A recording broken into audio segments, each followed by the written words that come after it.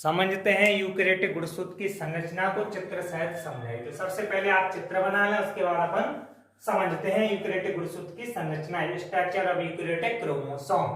तो सबसे पहले आप समझ लें बेटा, गुणसूत्र शब्द किसने दिया था? तो गुणसूत्र शब्द दिया था वाल्डेयर नामक वैज्ञानिक ने। कौन से वैज्ञानिक ने? वाल्डेयर नामक वैज्ञानिक ने। और गुणसूत्र की सबसे पहले बेटा खोज किसने की थी? वेरी वेरी इंपॉर्टेंट पूछा जाता है, गुणसूत्र की खोज किसने की थी? स्ट्रासबर्गर ने की थी। गुणसूत्र कोशिका विभाजन की मेटाफेज अवस्था में और एनाफेज अवस्था में स्पष्ट रूप से दिखाई देते हैं। आप समझते हैं यूकैरियोटिक गुणसूत्र की संरचना। तो एक यूकैरियोटिक गुणसूत्र की संरचना में कितने भाग पाए जाते हैं बेटा? टोटल 6 भाग पाए जाते हैं। नंबर 1 है पेलिकल। ये जो ब्लैक मार्कर से बनाया है पूरा, ये क्या कहलाता है? पेलिकल। गुणसूत्र का सबसे बाहरी आवरण पेलिकल कहलाता है। देखो ये वाला जो आवरण है क्या कहलाता है बेटा? पेलिकल। ये जो ब्लैक मार्कर से बनाया ना ऐसा घेरा है ये पूरा, ठीक है।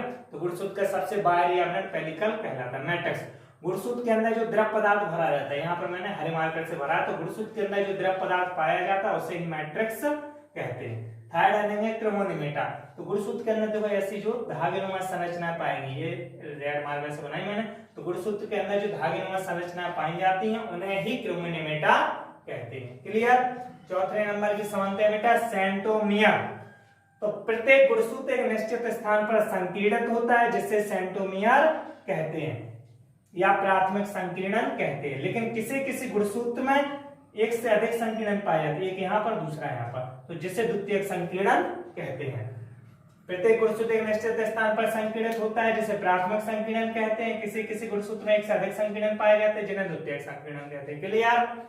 इसके बाद समझते बेटा सैटेलाइट। तो द्वितीयक संकीर्णन से ये जो आगे का भाग है ना, ये वाला, ये क्या कहलाता है? सैटेलाइट कहलाता है। छठ में आएंगे टीलोमियर।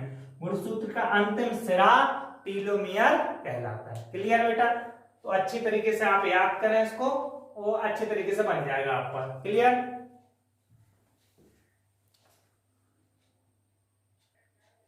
इसको रिवाइज कर लेना आप अच्छी तरीके से कि यूकैरियोटिक गुणसूत्र के कितने भाग पाए जाते बेटा? 6। पेलिकल, गुणसूत्र का सबसे बाहरी आवरण क्या कहलाता है? पेलिकल। मैट्रिक्स, गुणसूत्र के अंदर जो द्रव पदार्थ भरा रहता है वह क्या कहलाता है? मैट्रिक्स। थर्ड है क्रोमोनिमेटा। गुणसूत्र के अंदर जो धागेनुमा संरचनाएं पाई जाती है उन्हें क्या कहते हैं? क्रोमोनिमेटा कहते हैं। क्या कहते हैं बेटा? क्रोमोनिमेटा कहते हैं। चौथी हेडिंग है सेंट्रोमियर। प्रत्येक गुणसूत्र एक निश्चित स्थान पर संकीर्णित होता है या सिकुड़ता है, ये वाला सिकुड़ा है ना, जिसे सेंट्रोमियर या प्राथमिक संकीर्णन कहते हैं। लेकिन किसी किसी गुणसूत्र में एक से अधिक संकीर्णन पाए जाते हैं जिसे द्वितीयक संकीर्णन कहते हैं। अगले नंबर क्या है बेटा? सैटेलाइट, 5वें नंबर की। तो ये जो द्वितीयक संकीर्णन से आगे का भाग है ना, ये वाला, ये क्या कहलाता है? सैटेलाइट कहलाता है। क्लियर? और छठवीं हेडिंग बेटा टीलोमियर। गुणसूत्र का अंतिम भाग या अंतिम सिरा टीलोमियर कहलाता है। क्लियर बेटा?